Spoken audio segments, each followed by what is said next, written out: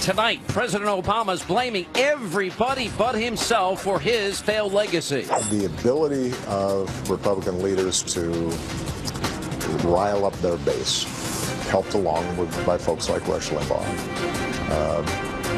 Some commentators on Fox News. They, including the president, should step up and get his people in line and tell them to grow up and accept the fact that they lost the election. And Reince Priebus calls for Democrats to accept the election results. Newt Gingrich is here to react to this all. We come not to appeal to Donald Trump. And David Webb traveled to D.C. to speak with anti-Trump protesters at Al Sharpton's rally. Everybody keeps talking about let's give him a chance. He didn't give the President Obama a chance. He is here tonight to tell us what they said. All of that plus Michelle Malkin joins us. Hannity starts right here, right now. And welcome to Hannity, and there are just 4 days left until the biggest liberal crybaby of them all leaves office. And true to form, he's not going away quietly, and that is tonight's opening monologue. So President Obama continues to wind his way out of the Oval Office, and like we've seen over the past 8 years, he's blaming everybody but himself for his failed policies. In one of his final interviews as Commander-in-Chief, President Obama once again tried to blame talk radio and Fox News as being responsible for the rise in partisanship during his presidency. Take a look. Well, what is true is that the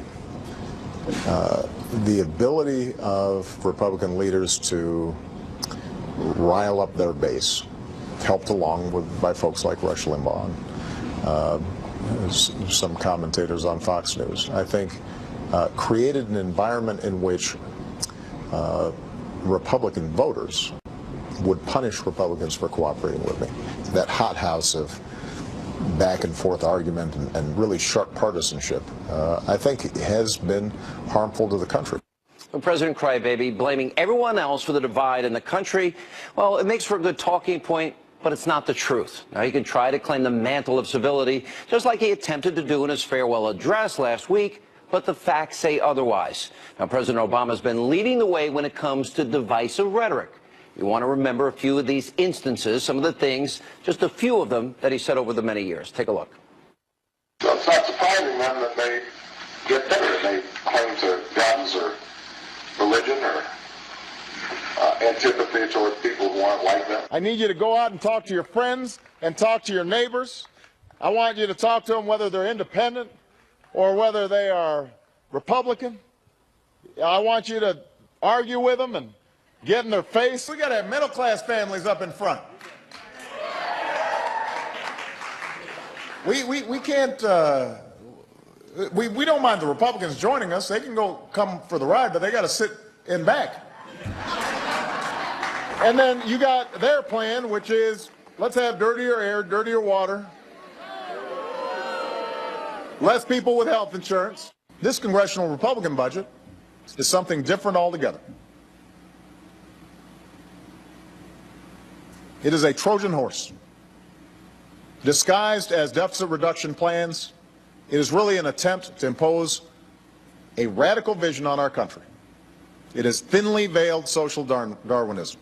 If you accept the support of Klan sympathizers before you are president, you will accept their support after you're president.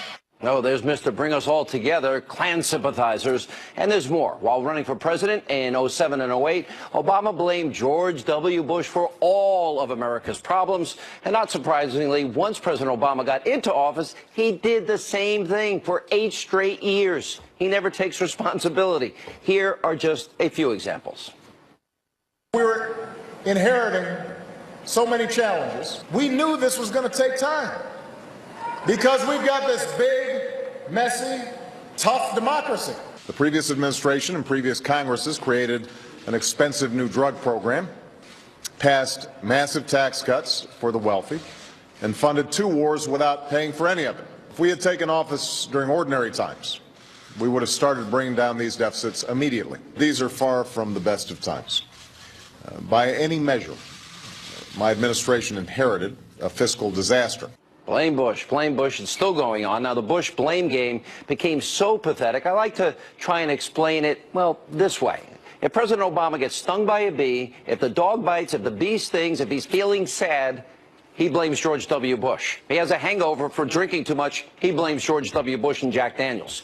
Now, the president is very thin-skinned, and he's even continually been lashing out at me. Should I take this personally? Watch this. In 2012, Latinos voted at record numbers. The next day, even Sean Hannity changed his mind and decided immigration reform was a good idea. Rudy Giuliani said, Putin is what you call a leader. Mike Huckabee and Sean Hannity keep talking about his bare chest, which is kind of weird. With respect to Sean Hannity, I didn't know that he had invited me for a beer. His opinion of me does not seem to be very high, but I'm always good for a beer. I'll put Mr. Burgess up against Sean Hannity. He'll tear him up. Tear me up. Is that a threat of violence? How should I take that? Now, President Obama will officially be out of power in 4